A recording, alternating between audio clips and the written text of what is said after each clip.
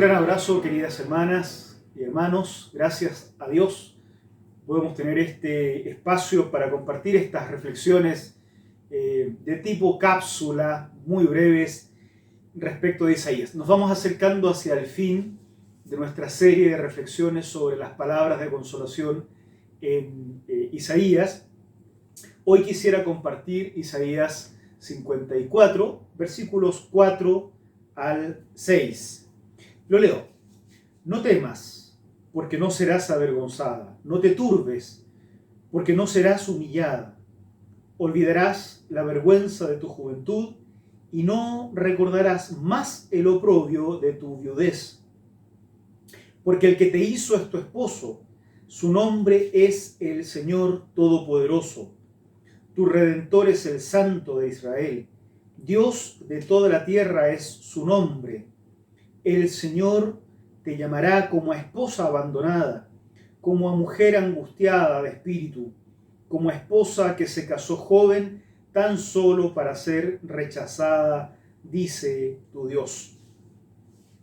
En el mundo antiguo, la idea del honor y la vergüenza, el eje honor y vergüenza, son ideas y es un eje que rige el funcionamiento de la sociedad. La vergüenza, la idea de permanecer en un estado de vergüenza, no solo era un elemento psicológico y emocional que generaba conflicto en las personas, sino que tenía implicancias sociales. Una mujer que caía en el estado de vergüenza, o una familia que caía en el estado de vergüenza, o un hombre que era considerado en un estado de vergüenza, podía quedar completamente aislado de las relaciones económicas, de las posibilidades laborales. Digamos que eventualmente estar considerado en el estado de vergüenza podría separar a alguien a tal punto de dejarlo completamente carenciado y marginado del funcionamiento de la sociedad. Por tanto, la idea de que Dios se avergüence del pueblo era una idea en sí misma terrible.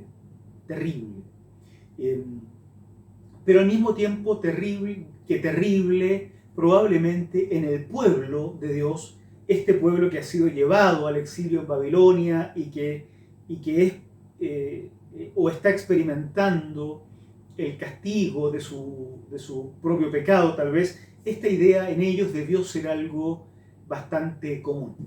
Muchos de estos integrantes del pueblo debieron pensar que a causa de su pecado, con justa razón, Dios se avergüenza de ellos. Dios se avergüenza de ellos.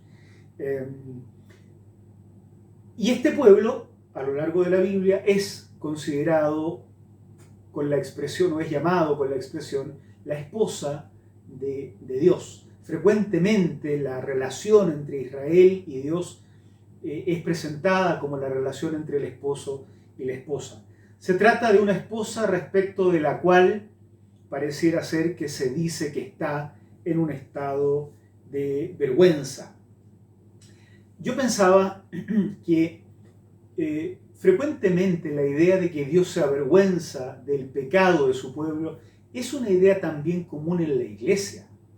A veces crecemos con esta idea según la cual Dios se avergüenza de nuestros pecados, que Dios se avergüenza de nosotros y que tenemos una relación con Dios que es la relación de quien debe avergonzarse permanentemente. Tal vez la expresión vergüenza hoy no tiene la connotación social de la antigüedad al punto de que una persona de la cual Dios se avergüence quedara marginada completamente de la sociedad. Sin embargo, sí produce un efecto psicológico y de aislamiento en el marco de los propios hermanos y hermanas de la iglesia. Vivimos en tal pecado que Dios se avergüenza de nosotros y parece que también el resto de la hermandad se avergüenza de quienes están en pecado. Para Israel, estas palabras debieron ser restauradoras realmente. es muy interesante, y especialmente interesante es el versículo 6. El Señor te llamará como a esposa abandonada, como a mujer angustiada de espíritu, como esposa que se casó joven tan solo para ser rechazada. Una mujer rechazada por su marido a causa de cualquier situación, incluso por no haber sido virgen a la hora de casarse, que esto era algo en la antigüedad común, que generaba rechazo por parte de los esposos a causa de la necesidad de heredar a alguien de la misma sangre. La idea de que Dios diga al pueblo que está experimentando el castigo por su pecado, que Él los llamará como si fuera una esposa que ha sido abandonada, que ha sido rechazada, que ha estado en un estado de vergüenza social, y aún así Dios la llamará, la restaurará, la reintegrará en el vínculo social y familiar, es una cuestión potente, muy potente. No es la misericordia de un hombre respecto de una mujer como si esto fuera una cosa de género. Es la revinculación de Dios con su pueblo de lo que está hablando. Y usa el ejemplo de algo que ocurría comúnmente en los tiempos antiguos. En el Nuevo Testamento se da también expresiones similares a esta, pero de otra forma. En la Epístola a los Hebreos se nos dice que Jesús, el Señor, el Hijo de Dios, no se avergüenza de llamarnos hermanos, porque conoce la fragilidad de la vida humana. Todo esto debiera hacernos pensar en la importancia que tiene que la relación entre hermanos y hermanas en la vida cristiana no esté basada en la superioridad del que piensa que no peca y la inferioridad de quien se siente pecador. Ante Dios, todos somos los que vivimos en vergüenza. Y el comportamiento de Dios respecto de nosotros, que debíamos estar separados completamente por vivir en la vergüenza, es la que se expresa en términos de no se avergüenza de llamarnos hermanos.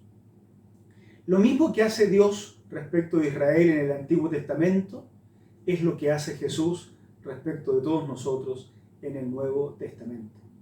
Dejemos atrás la vergüenza que significa la marginación social.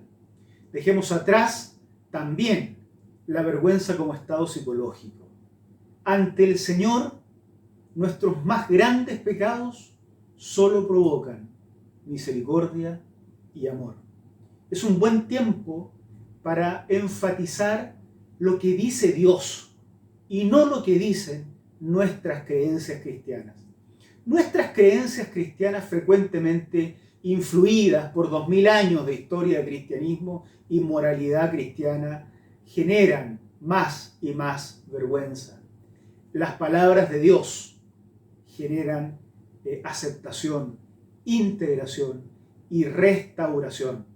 Así es que dejemos en el altar del Señor esos elementos que hasta hoy nos separan de Él y aceptemos su llamado, porque Él nos llama, aunque nosotros seamos de los que vivimos en permanente estado de vergüenza.